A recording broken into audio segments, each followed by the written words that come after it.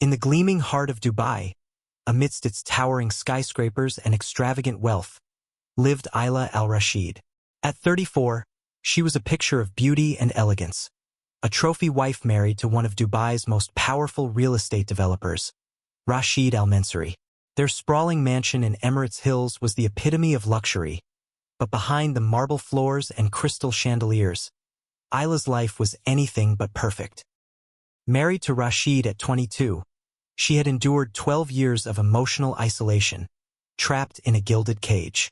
Rashid, 58, had treated her more as a possession than a wife, controlling every aspect of her life. Despite being surrounded by opulence, Ayla's days were empty, filled with charity events and social gatherings that served only to maintain the illusion of happiness.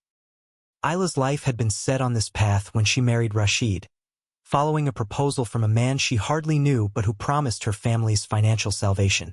Her father's business had crumbled, and Rashid's wealth was the answer to their problems.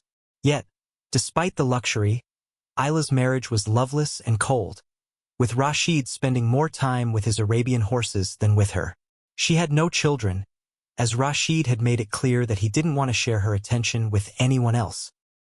Her isolation deepened, and it was in this silence that she began to find solace in the unlikeliest of places.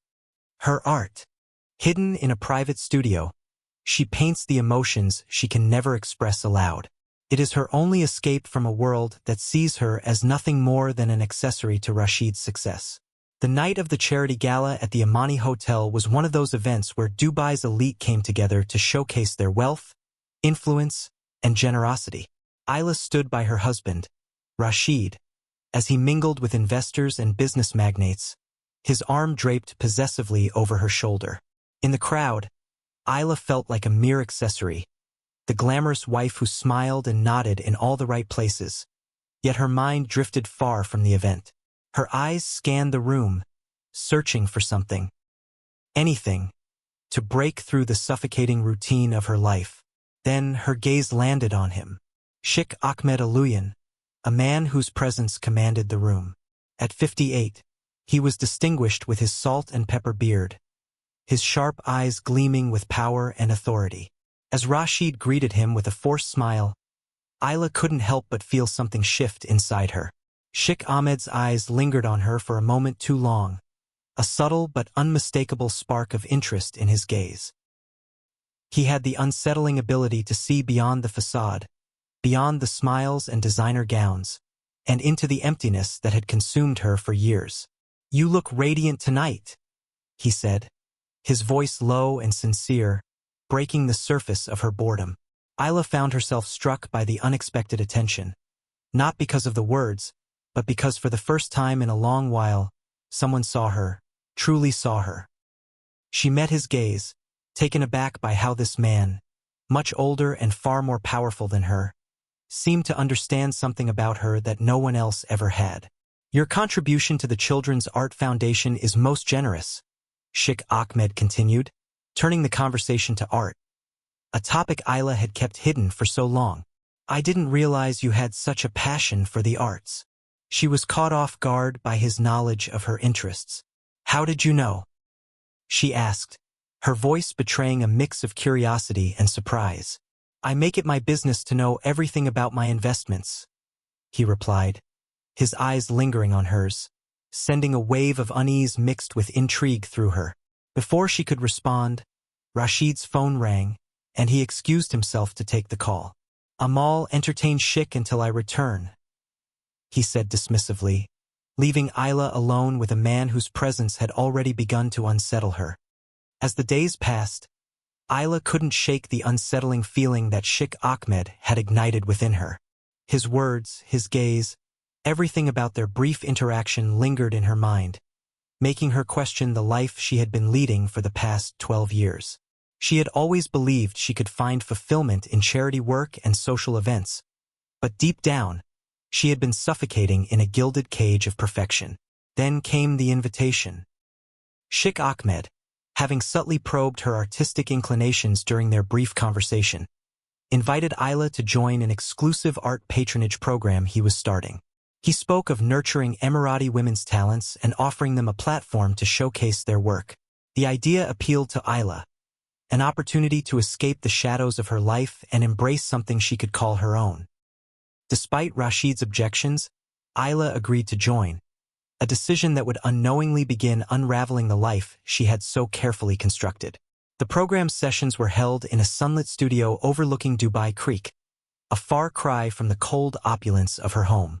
Each week, Ayla found herself more absorbed in the vibrant colors of her canvas and the stimulating conversations with Sheik Ahmed. There was something exhilarating about being recognized not for her status as Rashid's wife, but for her own talent and intellect. Sheik's praise was different from anything Rashid had ever offered, genuine, thoughtful, and full of encouragement. But the growing distance between her and Rashid became undeniable. Her husband noticed the change in her behavior, her newfound energy, the spark in her eyes whenever she spoke of her art, and the late nights spent at the studio. He wasn't blind to the fact that something was shifting, but his preoccupation with his business empire prevented him from seeing the full picture. His reactions were cold, dismissive, and laced with growing suspicion. "Are you really enjoying this hobby of yours?" Rashid asked one evening as Ayla showed him one of her recent sketches. His words were sharp, dripping with jealousy, though he wouldn't admit it. Ayla forced a smile, masking the storm brewing within her. "Yes, I'm finally doing something for myself." She could see the anger simmering beneath his composed exterior, but for the first time in years, Ayla didn't care. She was beginning to reclaim a piece of herself that Rashid had stolen years ago. As the weeks passed, Ayla's involvement in the art program grew deeper. Each brushstroke on her canvas felt like a reclaiming of her identity, a defiance of the years she had spent as nothing more than a trophy wife. In the studio, her soul felt free, unburdened by Rashid's oppressive love and the walls of their mansion that had always kept her in check. It wasn't just the art that was changing her. It was the way Sheik Ahmed treated her. His attentiveness was unlike anything she had ever experienced. In a world where she had always been seen as a mere accessory to her husband's wealth, Sheik Ahmed saw her, truly saw her. His compliments about her work, his genuine interest in her thoughts, and the way he treated her as an equal had begun to erode the defenses she had built over the years. One evening, after a particularly moving discussion about the influence of art on culture, Sheik Ahmed's words lingered longer than they should. "You have a voice, Ayla. You deserve to be heard, not just admired from afar. Your art, it's your truth." Her heart fluttered with an emotion she hadn't felt in years. Hope. Hope for a future where she wasn't just a pretty object in a glass case. Hope for a future where she could be her true self. But as the weeks wore on, Ayla found herself at a crossroads. The growing attraction between her and Sheik Ahmed was impossible to ignore. She had told herself that her connection with him was purely intellectual, rooted in the art they both cherished. But in truth, it was more than that. She was drawn to his strength, his presence, and the way he made her feel alive. Like she wasn't just someone's wife but someone capable of independent thought, feeling, and action. The tension between them built to an unbearable crescendo. Ayla's thoughts became consumed with him. She would lie awake at night, wondering what it would feel like to break free from Rashid's clutches and live the life she had only dared to imagine in the back of her mind. And yet, the weight of the consequences held her back. She knew what would happen if her affair with Sheik Ahmed were exposed. She could lose everything: her marriage, her reputation, and most dangerously, her safety. One evening, after a session at the studio, Sheik Ahmed made a proposition that shattered her resolve. "Ayla, what if we didn't have to hide anymore? What if we could build something real, together?" he asked, his voice low and filled with unspoken promises. The words hung in the air between them like a magnetic pull, pulling her closer to a future she had only dreamed of. But Ayla knew there was no turning back once she crossed this line. Ayla's world began to shift in ways she hadn't anticipated. What started as gratitude toward Sheik Ahmed's encouragement soon became something deeper, an intoxicating mix of admiration and longing. Ahmed had a way of seeing her beyond the flawless exterior she presented to the world. He noticed the small details, how her hands trembled slightly when she painted something deeply personal, how her eyes softened when she spoke about freedom. For years, Ayla had been living in silence, her voice buried under Rashid's dominance. But Ahmed's attention awakened something she hadn't felt in more than a decade, the sensation of being alive. With him, conversations flowed naturally. He asked about her opinions on art, history, and culture, treating her thoughts as though they mattered. It was a stark contrast to Rashid, who only ever valued her as a possession that completed his image of success. Each session at the art studio became a quiet rebellion. Ayla found herself experimenting with bolder colors, rawer themes, pain, confinement, longing. Ahmed praised her fearlessness, his words laced with admiration. "You're more powerful than you realize," he told her one evening as they stood alone in the studio. "The world has caged you, but your art, it's your wings." Those words ignited a dangerous fire inside her. For the first time, she allowed herself to imagine a life outside Rashid's gilded cage. The thought was thrilling yet terrifying. Her values, the teachings of loyalty, faith, and duty, clashed violently with her growing desires. She prayed more often, asking for guidance. Yet every time she stood in Ahmed's presence, her resolve weakened. Ahmed, ever perceptive, sensed her conflict and exploited it with calculated charm. He praised her strength but also subtly fed her dissatisfaction. "Men like Rashid, they never truly see women like you. They fear your power," he said one evening, his gaze lingering too long. "But I see you, all of you." It was the kind of validation Ayla had craved for years, and it made her vulnerable. Slowly, she began to depend on Ahmed, not just for artistic guidance, but for emotional fulfillment. She started staying behind after sessions, the conversations becoming more personal, the physical distance between them shrinking. At home, Rashid's ignorance became infuriating. He barely noticed her late returns, absorbed in his business calls. When he did speak to her, it was about appearances, events to attend, outfits to wear, dinners to host. "You look beautiful tonight," he would say, like he was complimenting a prized car, not his wife. With each passing day, Ayla's resentment toward Rashid grew, while her attachment to Ahmed deepened. Yet, she could feel herself crossing a line she could never return from. She would catch herself staring at Ahmed's hands as he guided hers on a brushstroke, or lingering on his words long after leaving the studio. Late at night, as Rashid slept beside her, Ayla lay awake in torment. She thought of Ahmed's voice, his intense gaze, and the terrifying possibility that what she felt wasn't just admiration anymore. She was drawn to him, dangerously so. The more Ahmed fed her sense of freedom and importance, the more she realized just how small and controlled her marriage had made her. And for the first time in years, Ayla wasn't afraid of the consequences of wanting more, but she failed to see what Ahmed truly was. A man who thrived on power and control, who understood exactly how to mold a vulnerable woman into what he desired. By the time Ayla realized she was walking into his trap, it would already be too late. The affair began innocently, shared moments after art sessions, lingering touches when Ahmed adjusted her brushstroke, compliments that stayed with Ayla long after she returned home. But the boundary shattered the evening Ahmed invited her to a private dinner in his palace under the pretext of discussing her upcoming exhibition. The palace was breathtaking, a fusion of modern opulence and traditional Arabian elegance. Ahmed led her through grand halls lined with priceless art, finally stopping in a dimly lit gallery where rare manuscripts were displayed. As he recited poetry about longing and passion, his words blurred the lines between mentor and seducer. When he touched her hand, Ayla didn't pull away. The kiss that followed felt inevitable, a release of years of suppression and loneliness. From that night, there was no turning back. Their meetings became frequent but carefully hidden. Ahmed arranged everything: encrypted phones, secret apartments, and meticulously crafted alibis.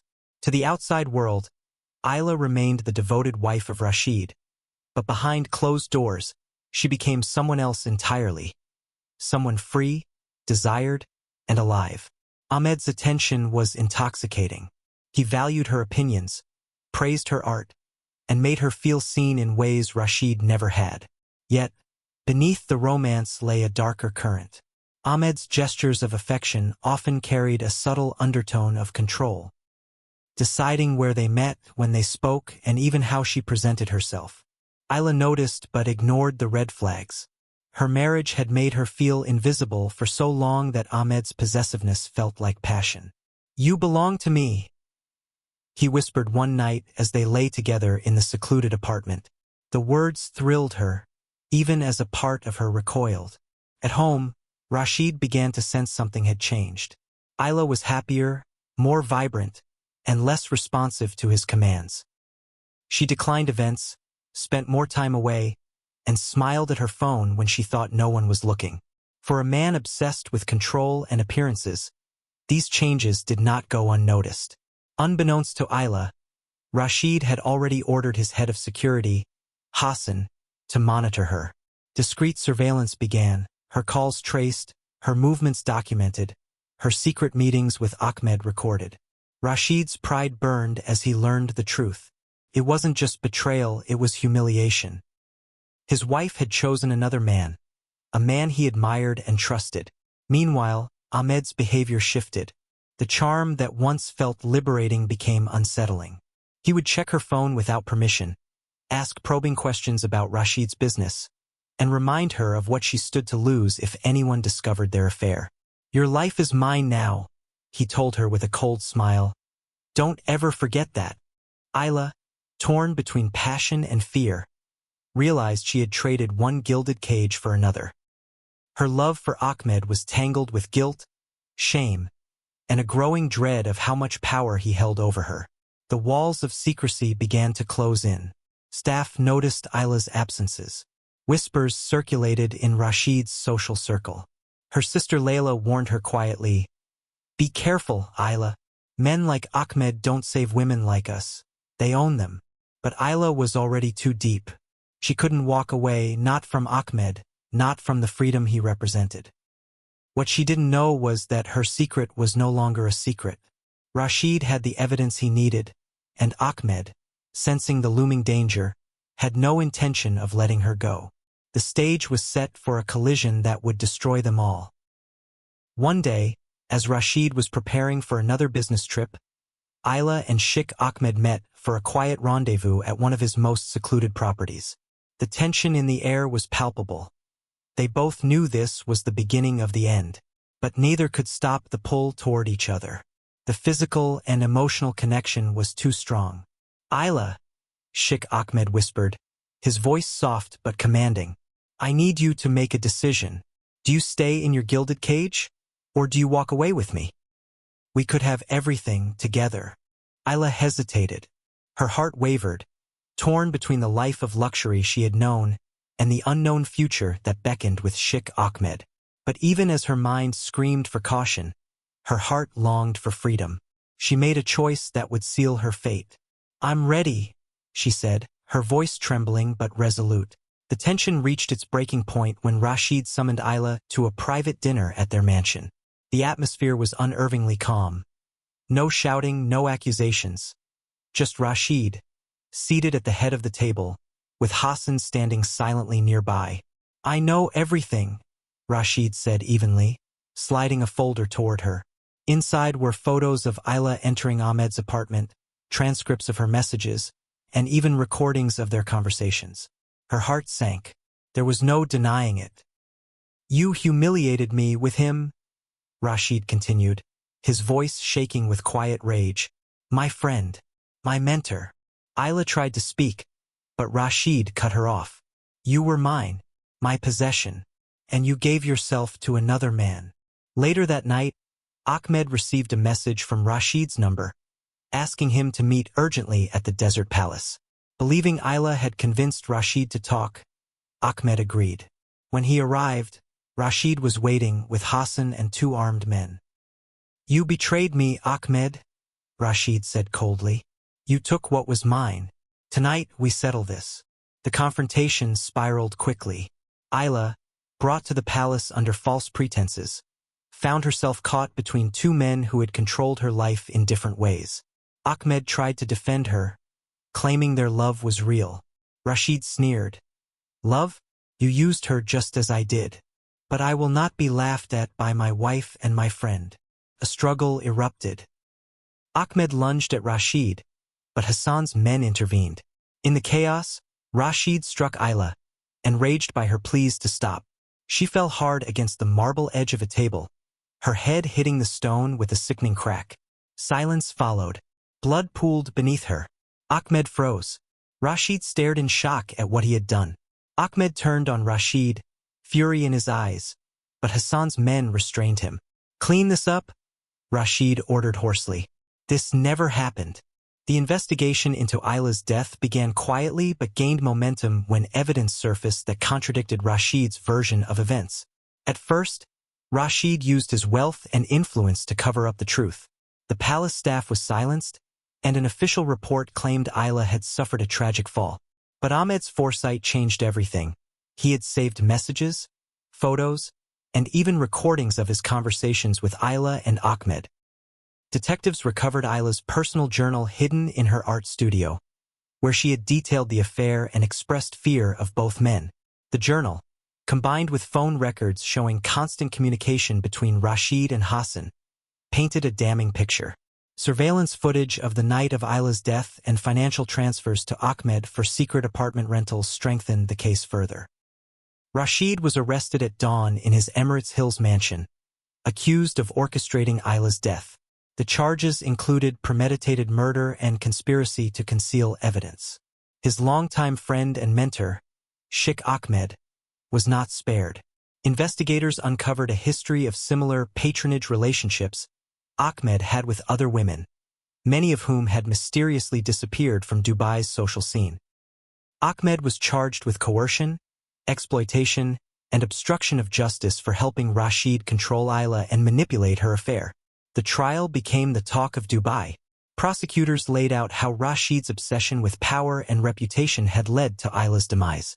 Ahmed's testimony during the trial backfired. While attempting to deflect blame, he revealed his own predatory behavior toward Ayla and other women. The court saw him not as a victim, but as an enabler of Rashid's crime.